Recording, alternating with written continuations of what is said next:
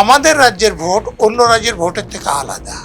বিরোধীদের ভোট দিতে পারে এরকম লোকদের বাড়িতে গিয়ে তাদের বাড়ি থেকে বেরোনোই বন্ধ করে দেয়। গণনা হচ্ছে বিজয় মিছিল বোমা নিয়ে গিয়ে একটা মেয়েকে মেরে দিল, তার মানে তাদের কাছে বোমা ছিল, পুলিশের লোকেরা সে বোমা উদ্ধার করেন। এই যে তাদের ব্যবহারটা যদি নিশ্চিত না করা যায়, তাহলে কত কোম্পানি কেন্দ্রীয় বাহিনী আসলো, তার দ্বারা কোনো লাভ হবে না। এই তৃণমূলের লোকেরা আক্রমণ করবে না বিজেপির লোকেরা আক্রমণ করবে, সেই খবর তো পুলিশের কাছে থাকার কথা। যাদেরকে সরিয়ে দেওয়া হচ্ছে তারা রাজ্যের শাসক দলের হয়ে কাজ করেন বলে তাদের কাছে রিপোর্ট আছে। যারা কাজ করবে তারা যাতে নিরপেক্ষভাবে কাজ করে সেটা নিশ্চিত করতে হবে। আমি ঘরে বসে নামাজ পড়তে থাকলাম কি পুজো করতে থাকলাম, তাতে লোকের কি উপকার? তাতে আমার কিছু স্বর্গে যাওয়ার পথ প্রস্তুত হতে পারে। লোকের উপকার করতে হলে আমাকে কিছু কাজ করতে হবে। নির্বাচন কমিশন এখানে যে কাজ করেন তাদের তো একটাই উদ্দেশ্য, যে ভোটটা যাতে সুষ্ঠুভাবে হয়, অবাধে হয়, ভোটাররা তাদের পছন্দ মতো প্রার্থীকে ভোট দিতে পারেন। তো আইন শৃঙ্খলা যদি বজায় না থাকে, যারা returning officer, presiding officer, polling officer, police officer, তারা যদি নিরপেক্ষভাবে কাজ না করেন তাহলে সেটা সম্ভব নয়। তো সেই জন্যে দেখবেন যে যাদের বিরুদ্ধে অভিযোগ আছে খুব বিশ্বাসযোগ্য, যেমন চিফ সেক্রেটারিকে সরিয়েছে। চিফ সেক্রেটারির বিরুদ্ধে বিরোধীদের অভিযোগ কি ছিল? যে তিনি ডিস্ট্রিক্ট ম্যাজিস্ট্রেটদের ফোন করে বলছিলেন যে নির্বাচন কমিশন কি বলছেন সেটা শোনার দরকার নেই, রাজ্য সরকারের শাসক দলের লোকেরা যা বলছে সেটা শুনে কাজ করলে হবে, নির্বাচন কমিশন কিছু করতে পারবেন না। এটা সত্যি কিনা আমি জানি না, কিন্তু এটা অভিযোগ আমি গণমাধ্যমে দেখেছি। এবং সত্যি যদি এটা হয় তাহলে তো সেই চিফ সেক্রেটারি দিয়ে যে সুষ্ঠু ভোট হবে তার কোনো আশা করা যায় না।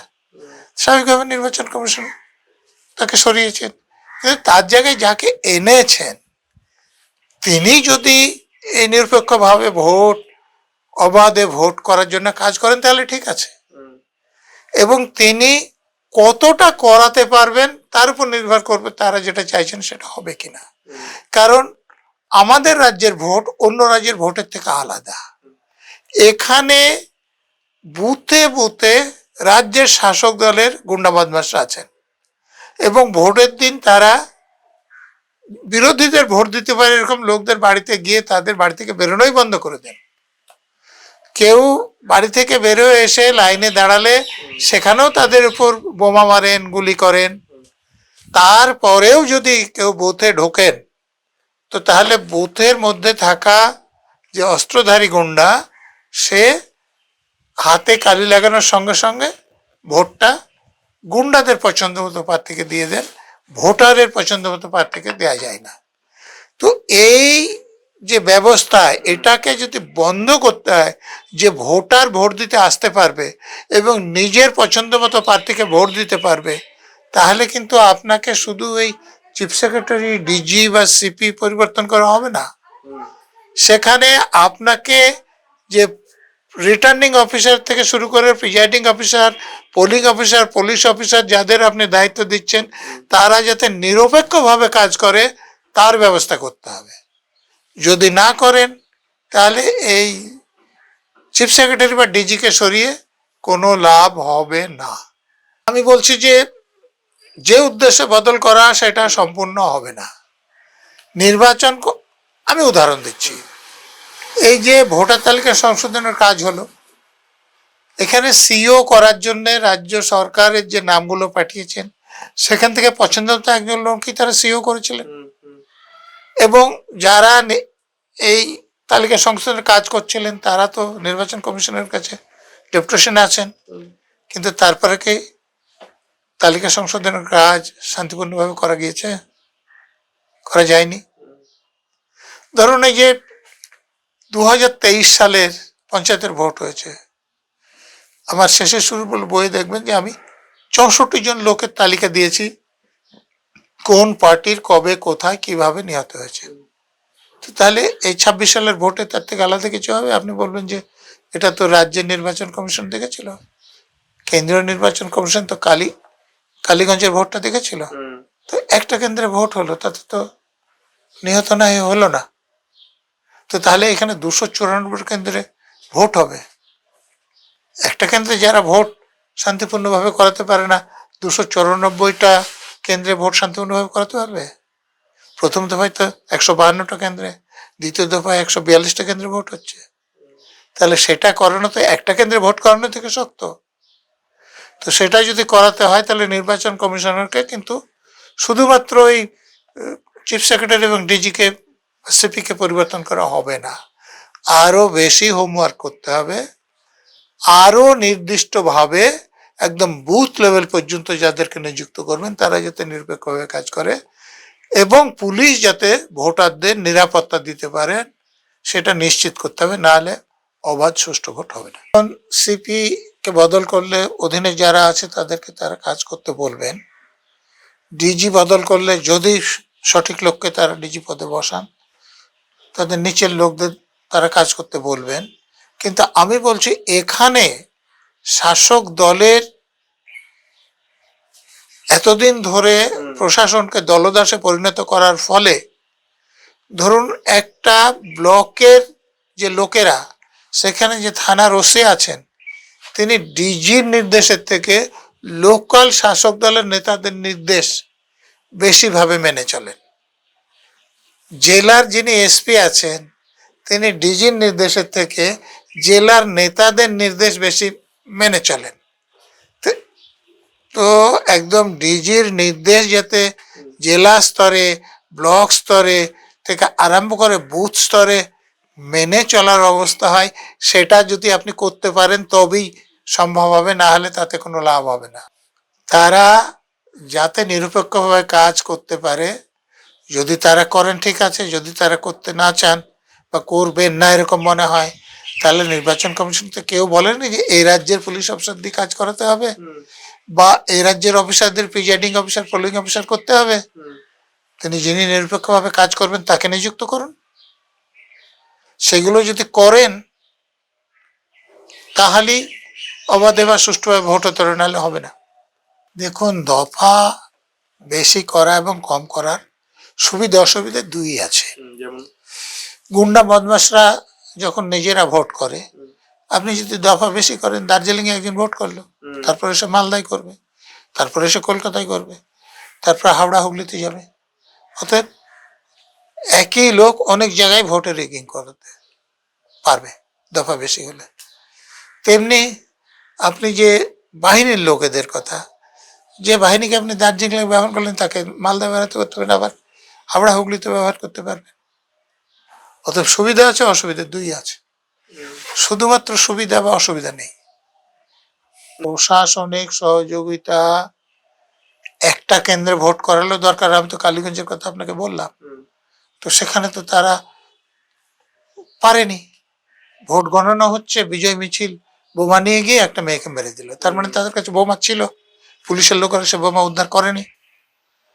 তো একটা কেন্দ্রেই যদি এটা না করতে পারে, ওটা তো কেন্দ্রীয় নির্বাচন কমিশন এসে ভোট করিয়েছে, তো তাহলে একসঙ্গে 152টা কেন্দ্রে তারা করে দেবে, 142টা কেন্দ্রে তারা করে দেবে, আমার মানতে তো অসুবিধা হচ্ছে। শুধু তাদের সদিচ্ছা থাকলে হবে না, কি করে এটা করা যাবে সেটাও তাদেরকে জানতে হবে এবং সেটা করতে হবে। খুব সহজ নয় এটা।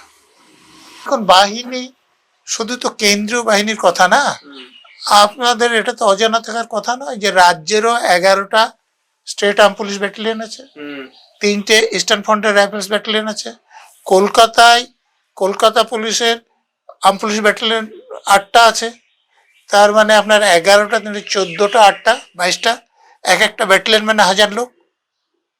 তারপরে যে বাহিনী, যে গতবার বলছে যে আমরা 1100 কোম্পানি এসছে, একটা কোম্পানি মানে 100 লোক, তো এবার 2000 কোম্পানি আসতে চাইছে।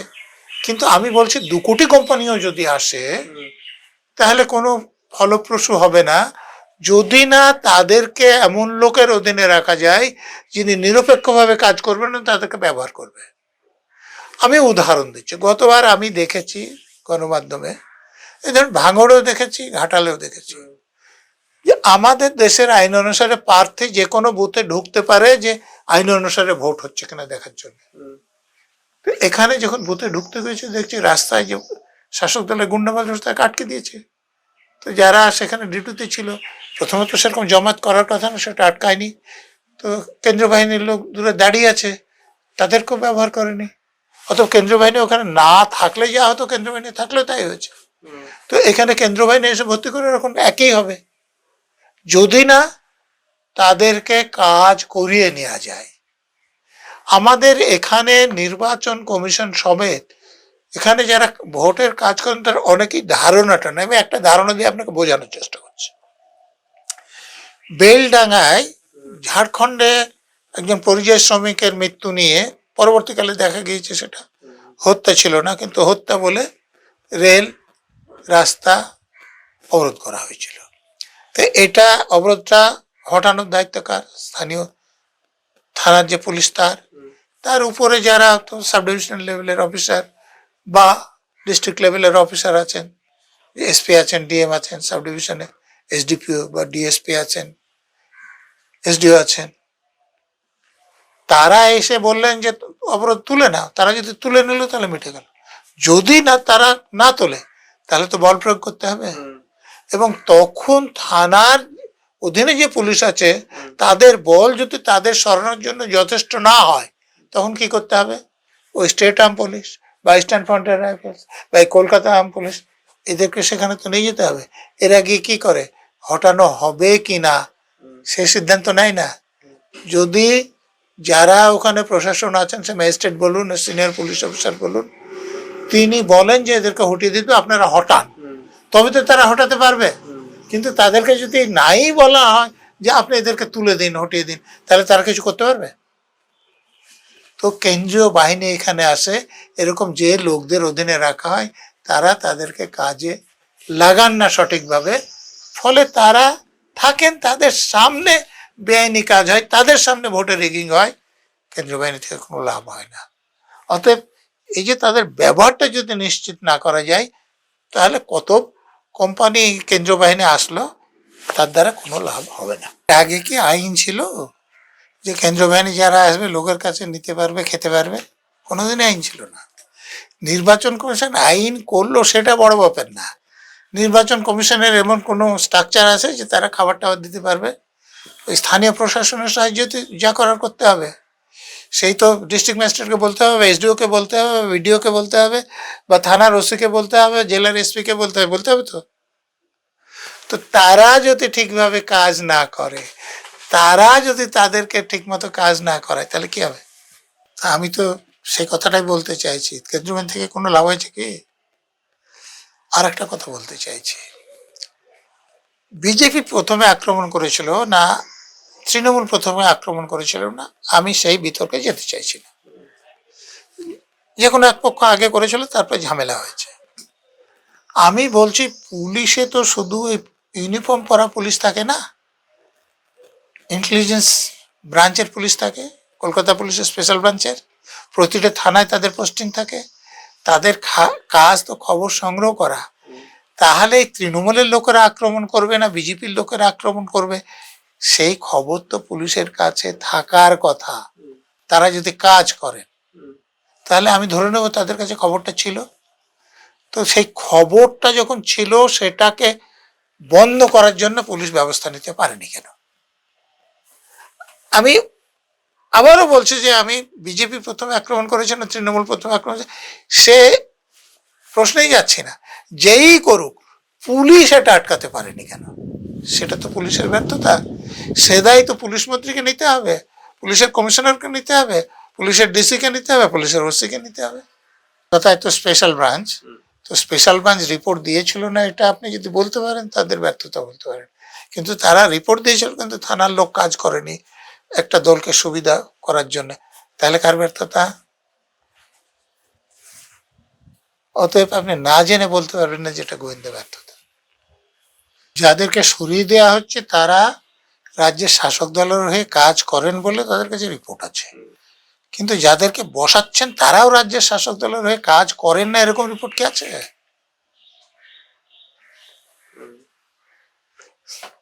নির্বাচন কমিশন যদি সেটা যাচাই করার পর করে থাকে তাহলে অন্য কথা। মমতা ব্যানার্জির ভোটে যদি অসুবিধা না হয় তাহলে মমতা ব্যানার্জি চাপে পড়বে কেন? উনার বুথ লেভেলের যে রিগিং যন্ত্র যদি কাজ করতে পারে তাহলে উনি চাপে পড়বেন কেন? শুধু পুলিশ না, সিভিল পোস্টেও ভোটে তো পুলিশ অফিসারদের জন্য ভূমিকা আছে, সিভিল অফিসারদের ক্ষমতা আছে। আমি তো বললাম রিটার্নিং অফিসার থেকে আরম্ভ করে প্রিজাইডিং অফিসার, পোলিং অফিসার, তো তারা যদি ঠিকমতো কাজ না করে, তা আমি তো আপনাকে উদাহরণটা দিয়েছি কিনা জানি না, ওই যে বিধাননগর ভোটে দ্বিজেন মুখার্জি নামে কেউ ভোট দিয়েছেন, আপনি জানেন কিনা? উনি মারা গিয়েছেন 18 সালে, তো 22 সালে উনি কি স্বর্গ থেকে ভোট দিতে এসেছিলেন? এরকম তো বুড়ি বুড়ি অভিযোগ আছে রাজ্যের বিভিন্ন প্রান্তে। হ্যাঁ, তো তাহলে তারা ভোট দিচ্ছে কি করে? এখন তো ভোটার কার্ড দিয়ে ছবিও থাকে। তাহলে আমার নামে আপনি যখন ভোট দিতে যাচ্ছেন, প্রিজাইডিং অফিসাররা দেখছেন না যে এই লোকটা সেই লোক না? পুলিশ পোলিং অফিসাররা, পুলিশ অফিসাররা দেখছেন না? দেখার পর তো ভোট দিচ্ছেন। তাহলে নিরপেক্ষভাবে কাজ করছেন কি? তো এরকম যদি চলতে থাকে তারপরে আপনি একটা সিপি বা ডিজি পাল্টে কিছু হবে না। যারা কাজ করবে তারা যদি নিরপেক্ষভাবে কাজ করে সেটা নিশ্চিত করতে হবে। ভোটার তালিকা সংশোধনের কমিশন কিরকম কঠোর পদক্ষেপ নিয়েছে। বারুইপুর ময়নার এয়ারওদের বিরুদ্ধে এফআইআর করতে বলেছিল, কতদিন পরে করেছে। তারপরে যে ফারাক্কার এমএলএর বিরুদ্ধে এফআইআর করতে বলেছিল, করেছে? যদি না করেছে তাহলে নির্বাচন কমিশন করেছে? নির্বাচন কমিশনের অর্ডার না মানলে, যদি কিছু না হয় তাহলে মানবে কেন? আপনি বলছেন যে অ্যাকশন নির্বাচন কমিশন কাজ বোঝে। নির্বাচন কমিশনে যারা বসে আছেন তারা জানেন কিভাবে অবাধ এবং সুষ্ঠু ভোট করাতে হবে। একমাত্র তখনই সেটা সম্ভব, তার আগে সম্ভব নয়। তাদের প্রথমত সদিচ্ছা, তারপরে তাদের দক্ষতা। সদিচ্ছা যদি না থাকে তাহলে তো কোনো প্রশ্নই নাই। আর সদিচ্ছা থাকার পরে যদি দক্ষতা না থাকে যে কি করলে এটা সম্ভব, তাহলে কোনো অর্থ নাই। আমি ঘরে বসে নামাজ পড়তে থাকলাম কি পুজো করতে থাকলাম, তাতে লোকের কি উপকার? তাতে আমার কিছু স্বর্গে যাওয়ার পথ প্রস্তুত হতে পারে। লোকের উপকার করতে হলে আমাকে কিছু কাজ করতে হবে।